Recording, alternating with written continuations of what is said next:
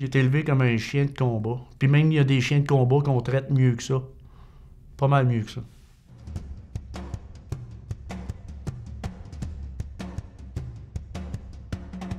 Mon père m'a rejeté dès le jour où est-ce que j'ai été conçu.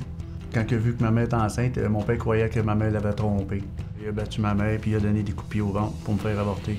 Il est au monde quand même. Mais mon père m'a jamais accepté comme étant son fils. Il m'a tout le temps traité de bâtard, il m'a tout le temps mis à part. C'est de cette façon-là que mon père il m'a toujours pris. Si mon père voyait que notre mère nous touchait ou juste nous parlait avec des mots gentils, doux, ma mère se faisait abattre, puis nous autres aussi on se faisait abattre, tout le monde se faisait abattre. C'était ça la mentalité de mon père.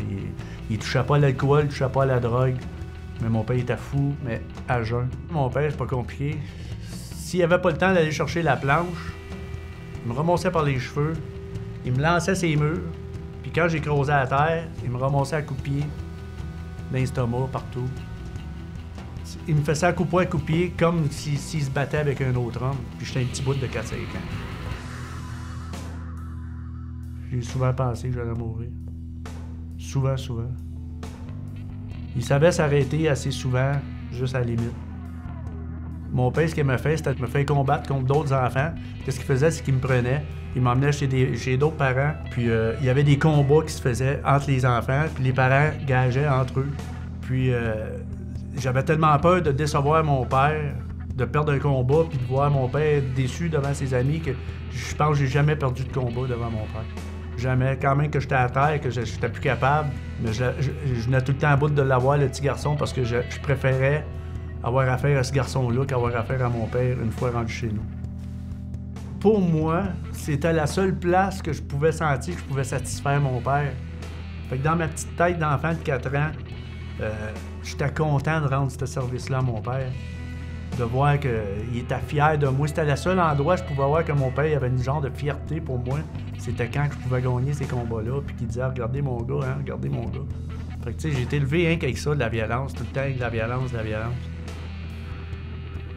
J'avais jamais osé dire à personne à l'école, ni à nulle part d'autre, ce que mon père nous faisait. Parce que malgré tout, mon père, je l'aimais.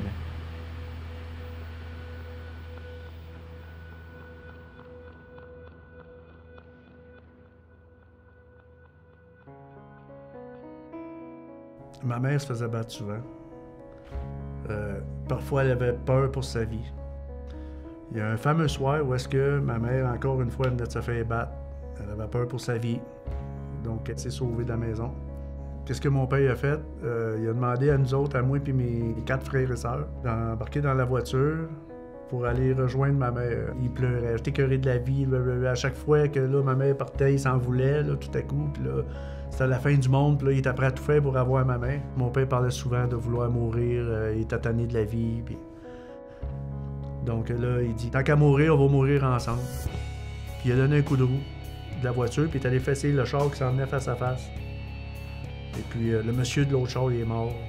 Nous, on n'est pas morts, mais on était bien maganés. On pleurait, on criait aux gens sur le bord de la rue de venir nous aider. Il n'y a personne qui venait nous aider. Mon père était à sa connaissance dans le char. 1 an plus tard, mon père, il a fallu qu'il passe à la cour pour l'accident de voiture. En arrivant à la cour, ma mère lui a dit qu'elle était pour passer aux aveux, tout ce que mon père nous faisait subir, que là, c'était vraiment fini. On allait refaire notre vie sans lui, qu'il allait aller en prison. Puis mon père, il n'a pas aimé ça.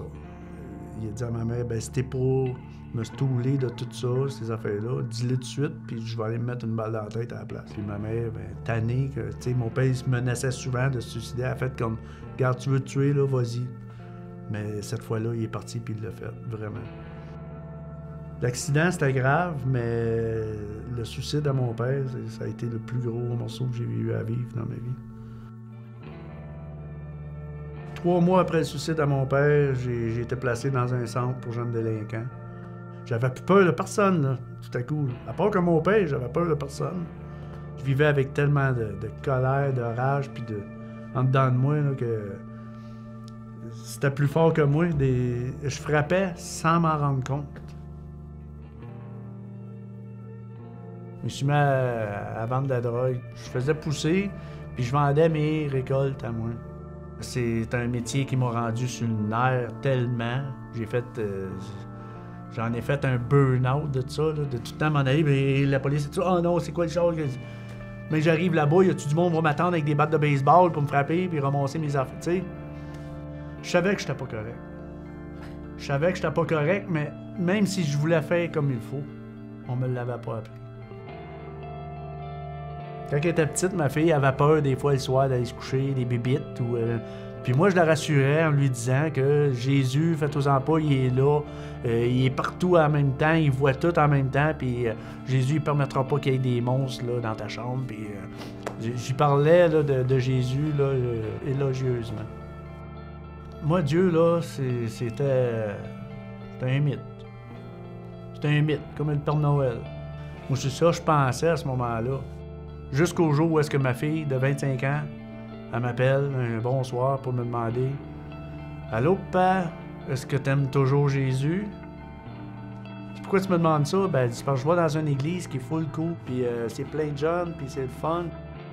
Est-ce que t'aimerais ça venir demain matin avec moi assister à une prêche? J'ai dit oui, je vais y aller. C'était dans le seul but de pouvoir passer un bout de temps avec ma fille. Mais tout le long que j'ai été assis, la prêche, tout ce qu'il disait, c'était tout pour moi. Là. T'es tanné d'être dans la misère? T'as besoin d'un sauveur? T'avoues que par toi-même, t'es pas capable de t'en sortir? Tout ce que t'essayes de faire, ça mène à rien? Puis c'est de ça que je vivais. Ça fait 3 semaines que je vais à Acts 21, que j'entends parler de Dieu. Je suis dans ma voiture, puis... Tu sais, écœuré de la vie, là. Tanné, là, je suis écœuré, je suis tanné. Je frappe dans mon char. Je frappe sur le top, je frappe sur le dash, puis là, je dis « Viens me chercher, je veux que tu viennes me chercher, là. Tu le vois que je suis écœuré, là. Je suis à bout de la vie, là. T'es capable de tout? Ben, viens me chercher, là. Arrête de niaiser, puis viens me chercher right now! »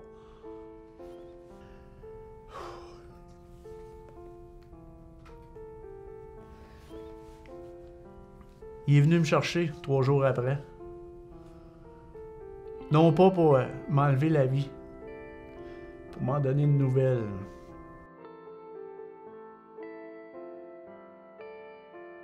Et j'avais un petit chalet. Et puis dans ce cabane-là, j'étais en train de faire la transformation de marijuana en huile de cannabis. Puis ça prend beaucoup de nafta. Du nafta, c'est un gaz qui est très volatile. Puis du nafta, là, j'en avais comme 30 gallons. Dans une petite pièce d'environ 8 pieds par 5 pieds. Là. Et puis, j'étais en train de faire la popote, puis tout à coup, tout a explosé. Kaboum! Le chalet a explosé au complet. Je me suis fermé les yeux comme ça, puis là, sur le coup, je pensais que j'étais en train de brûler. J'étais sûr que j'étais en train de griller, j'étais en train de mourir. Puis après 2, 3, 4 secondes, je sentais pas encore la chaleur. Puis je me suis ouvert un œil comme ça. Puis en ouvrant mon œil, j'ai vu le feu autour de moi. Le feu, là, il était tellement épais, dense, là, que je pouvais le voir, une boule de protection qui me protégeait. Puis j'étais sûr que, étant donné que le feu t'approche de même, que ça allait me brûler quand même, mais je sentais même pas la chaleur. C'était frais, comme d'un frigo. Rendu dehors, je regardais mon chalet, puis il brûlait. Je me suis regardé.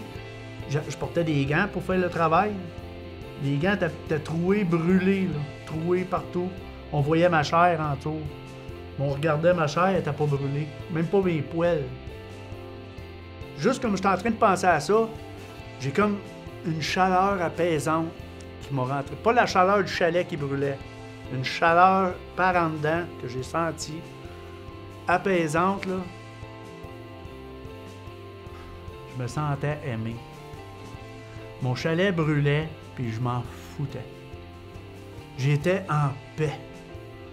J'étais totalement heureux. Puis là, je cherchais pourquoi c'est pas normal, Alain. Ton chalet t'a après brûlé, tes biscuits à gaz dedans, tous tes outils. J'étais en train de tout perdre. Puis je ressentais une paix énorme comme j'avais jamais senti en dedans de moi. Puis là, je me suis dit, voyons, qu'est-ce qui se passe? Puis là, j'entendais mission, mission. Voyons, je suis tout seul dans le bois, il n'y a pas personne qui me parle. Puis là, j'ai entendu, puis clairement, très clairement, Je t'ai sauvé car j'ai besoin de soldats comme toi pour sauver le plus d'âmes possible. J'ai fait aïe aïe. Dans ma tête, je me suis demandé, ben coudonc, qui c'est qui me parle? Puis c'est là que j'ai entendu, je suis ton Dieu, celui qui est. J'ai toujours su que Dieu m'aimait. J'ai toujours su.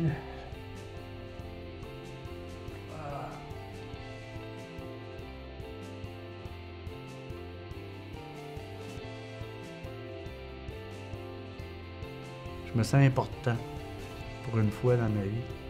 Je me sentais comme un déchet. Là. Puis maintenant, je me sens important. Pourquoi? Parce que lui, il m'aime. Je veux que les gens puissent voir que, quand même, qu'ils ont été tout croche dans les vies, quand même, qu'ils ont fait 10 000 affaires, qui pensent que ah non, moi, le Seigneur, il me sauvera pas. Moi, je mérite pas d'être aimé. Je mérite pas. J'ai fait des gaffes que Dieu, je pense pas qu'il puisse pardonner. Mais moi, j'ai la preuve aujourd'hui. Il n'y a rien que Dieu ne peut pas pardonner. Moi, il m'a pardonné tout. Fait qu'il est capable de pardonner tout à n'importe qui. Mon nom est Alain Rodrigue et je suis 2 viandes.